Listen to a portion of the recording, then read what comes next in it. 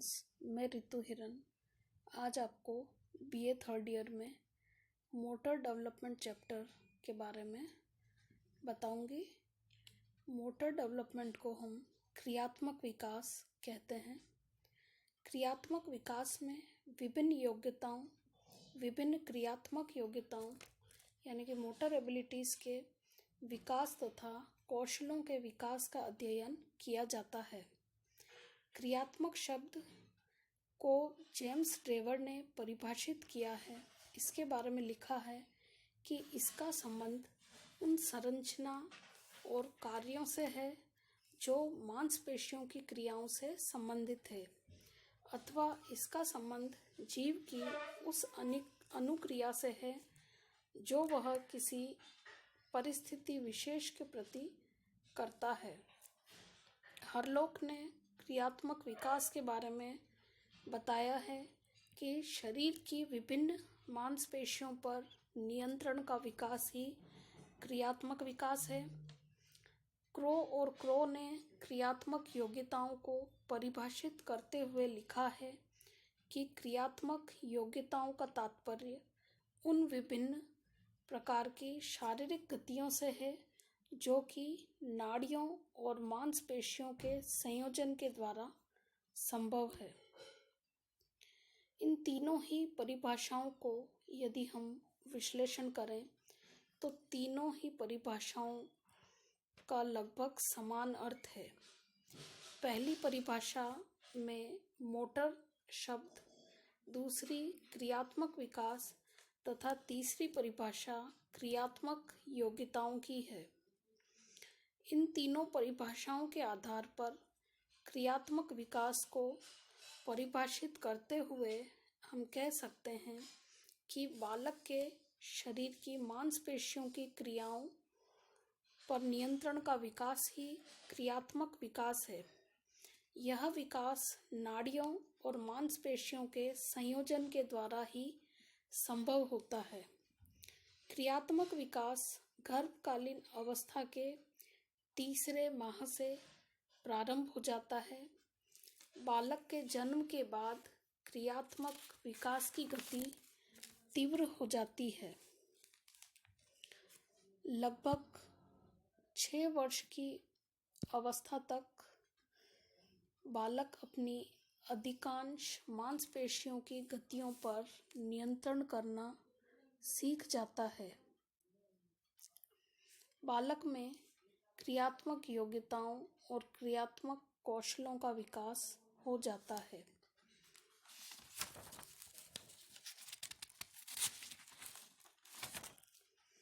अब हम देखेंगे बचपना अवस्था में क्रियात्मक विकास किस तरीके से होता है। बचपना अवस्था में क्रियात्मक विकास क्रमशः सिर, धड़, फिर हाथ और फिर पैर की दिशा में होता है। इन 4 क्षेत्रों में बालक में जो प्रमुख क्रियात्मक विकास होते हैं वो इस प्रकार से हैं। इसको हम इन चारों के अंतर्गत यानी कि सिर, धड़, हाथ और पैर की दिशा में क्रियात्मक विकास के अंतर्गत डिटेल में हम पढ़ेंगे। पहले हम पढ़ते हैं सिर के क्षेत्र में क्रियात्मक विकास, motor development in the head region. 1 महीने के बालक को यदि पेट के सहारे से लिटा दिया जाए तो वह सिर को थोड़ा ऊंचा उठाता है। 2 माह के बालक को यदि पेट के बल लेटा दिया जाए तो वह अपने सिर को 30 डिग्री के कोण से कुछ सेकंड के लिए उठाता है। 4 माह के बालक को यदि इसी पोजीशन में लिटाया जाए तो वह अपने हाथों का सहारा लेकर सिर को उठा सकता है।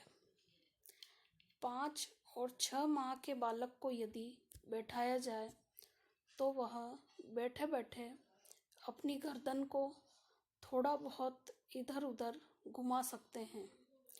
सिर के क्षेत्र में एक प्रमुख क्रियात्मक विकास नेत्र समन्वय आई कोऑर्डिनेशन होता है, जो जन्म के कुछ घंटों तक नेत्रों में नहीं के बराबर होता है।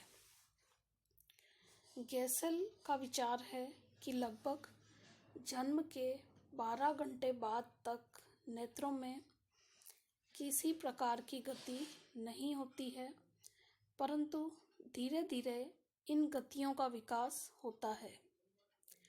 दूसरे तीसरे माह से के मध्य बालक दाहिने से बाएं और बाएं से दाहिने देखने लग जाता है। इस प्रकार की नेत्र गतियों को गैसेल ने समानांतर गति कहा है। तीसरे से चौथे माह में बालक में लंबवत गति प्रारंभ हो जाती है, अर्थात बालक दोनों आँखों से ऊपर नीचे देखने लग जाता है। चौथे माह के अंत तक बालक में वृत्ताकार गतियाँ प्रारंभ हो जाती हैं। इस अवस्था में वह अपने नेत्रों से किसी भी दिशा में देख सकता है।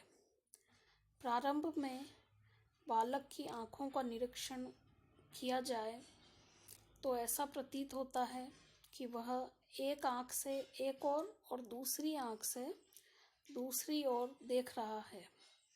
लगभग 1 माह तक उनकी दोनों आँखों में कोई समन्वय या कोऑर्डिनेशन नहीं पाया जाता है, परंतु लगभग 4 माह की अवस्था तक उनकी दोनों आँखों में अच्छा समन्वय यानी कि अच्छा कोऑर्डिनेशन स्थापित हो जाता है।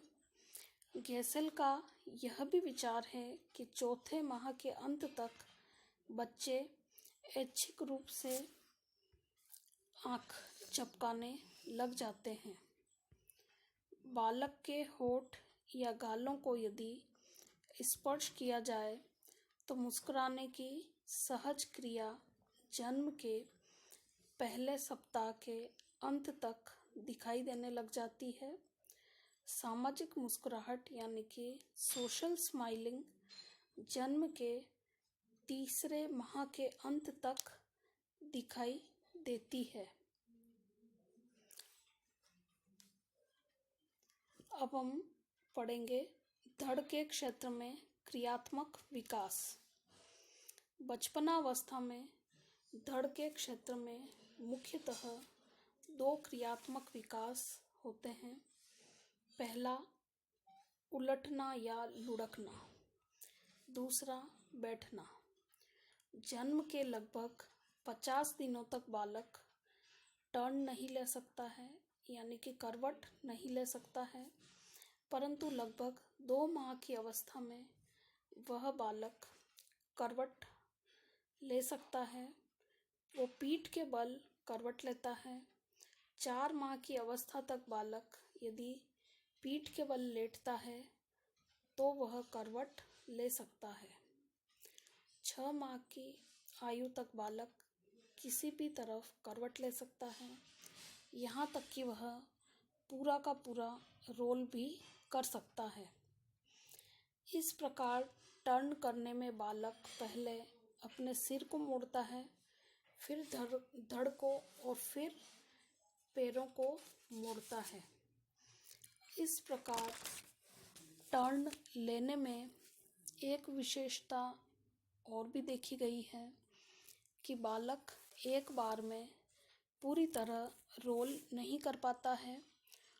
उसका पेट से पेट को रोल करना पार्ट्स में होता है। लगभग 4 माह के बालक को सहारा देकर बिठाया जाए तो वह कुछ देर बैठ लेता है, किंतु इस प्रकार बैठने में वह आगे की ओर गिरता है और बैठ नहीं पाता। लगभग 5 माह के बालक को सहारा देकर बिठाया जाए तो काफ़ी देर तक वो बैठ जाता है, लेकिन उसका धड़ आगे की ओर झुका रहता है, लेकिन सिर बिल्कुल सीधा रहता है। 8 माह के बालक को काफ़ी देर तक बिना किसी सहारे के हम बैठा सकते हैं।